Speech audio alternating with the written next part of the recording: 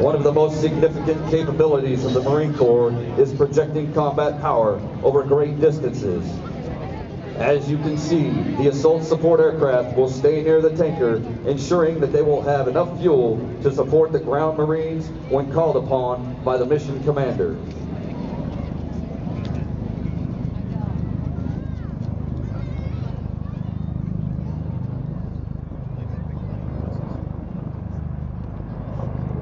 These are pretty loud helicopters too. And now, coming in low from the left, 1 UH-10 November Huey helicopter is approaching.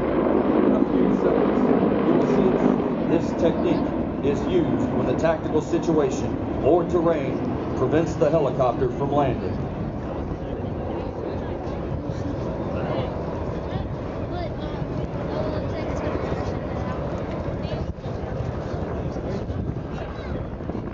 On the ground in front of you, we will witness the ground combat element of the MAGTF in action. The GCE has the mission of locating, closing with, and destroying the enemy with fire and maneuver, and repelling the enemy's assault with fire in close combat. It provides infantry, armor, artillery, reconnaissance, anti-tank, and other combat arms. Often the GCE will use combat engineers, snipers, forward air controllers, communication, and other support functions that will be attached.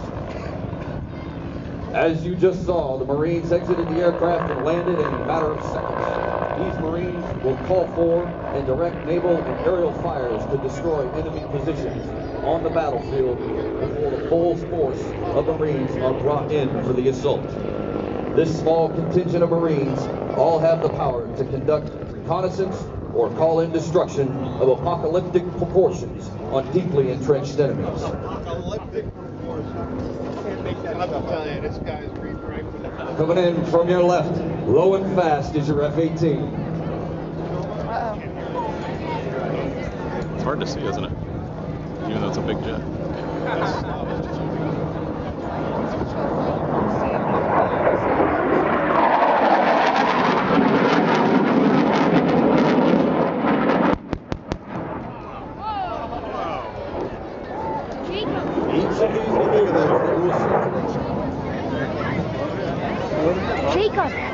The Hornet obviously was not satisfied with his first run. Here he comes. So Here comes from again, your guys. left, Better watch out. taking a hard bank to your right, you will see him coming again and strafe the target area.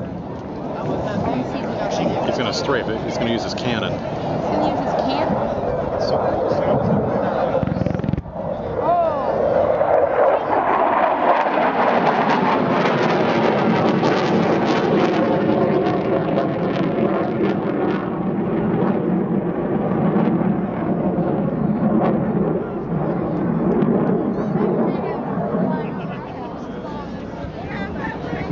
Jacob, you just have to watch over there when he's gone. These are going to be loud. The SuperCobra has twice the power and lift capability of the previous Hey, Zach, here it versions, comes. and can be equipped with air-to-air and air-to-ground missiles, as well as deadly anti-armor capability.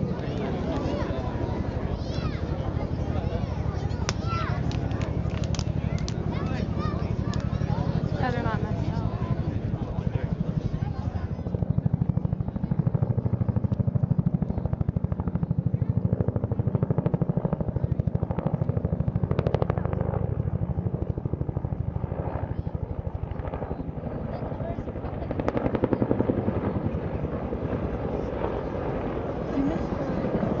Today, that UH-1N Huey helicopter that dropped off and fast-roped those Marines in will be serving as an airborne command post and radio relay for the mission commander. You can hear that Huey behind you as they are communicating with the other helicopters and ground Marines.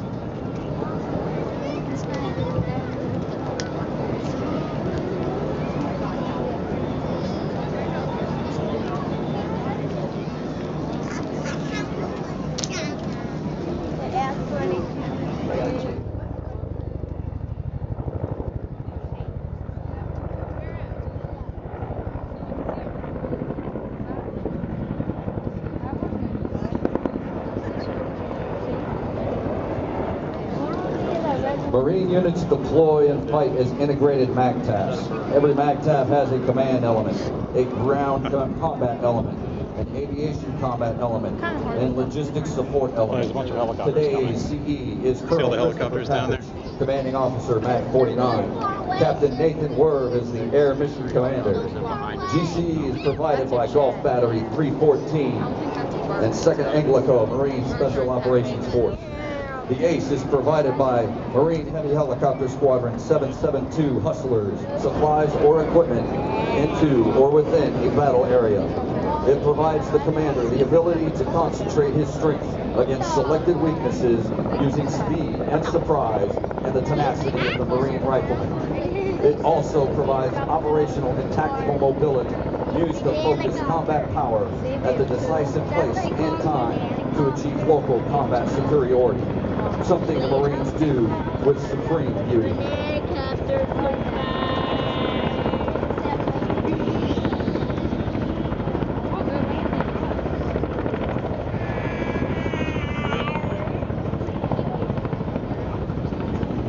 As the Sea Knights continue with the troop insert and depart from the LZ, you will observe the Cobras as they maintain security in the objective area.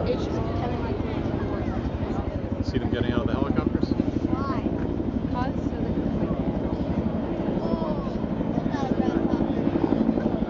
But what's a helicopter carrying, Jeff? Do you see that?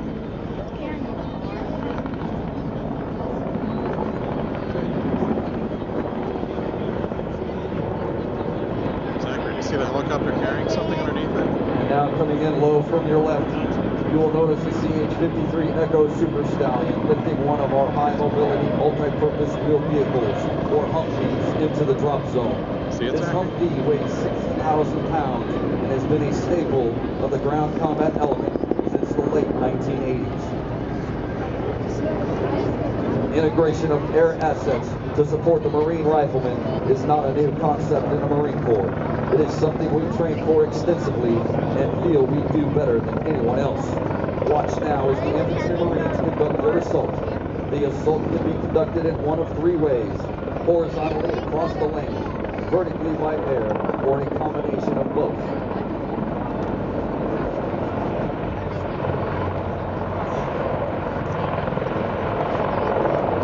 In order to overcome the enemy troops that have taken them under fire, the platoon commander has decided to launch a frontal attack using the organic firepower he controls.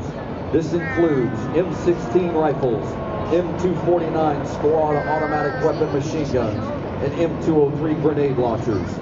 The squads maneuvering towards you are conducting the assault in order to destroy the enemy.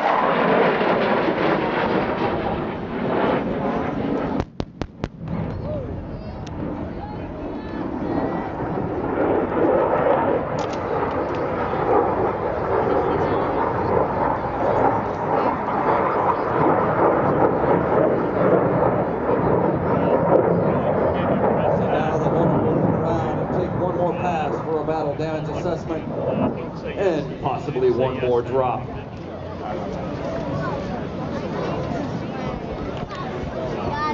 That press that every time.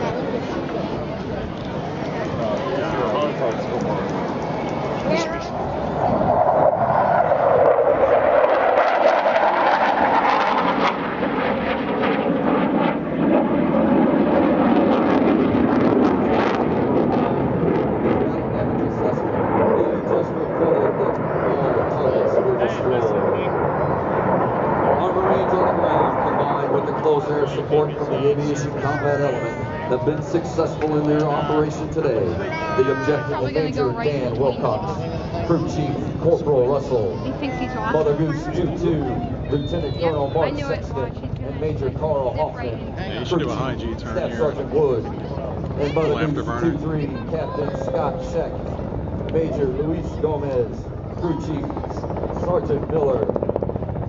AH-1 Whiskies from HMLA 773 Deputy are flown by Red Dog 8-1, Major Ted Vertol, and Major Richard Bartolomeo.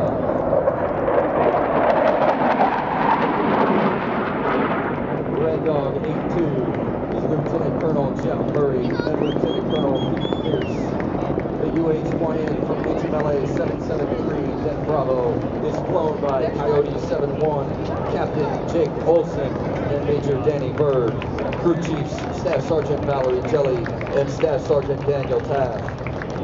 The F-16 was flown by Cowboy 61, Major Eric Torrin, and the KC-130 from BMGR, Pilot Major Paul Pinard, and co-pilot Captain Mark Robertson, Navigator Chief Warrant Officer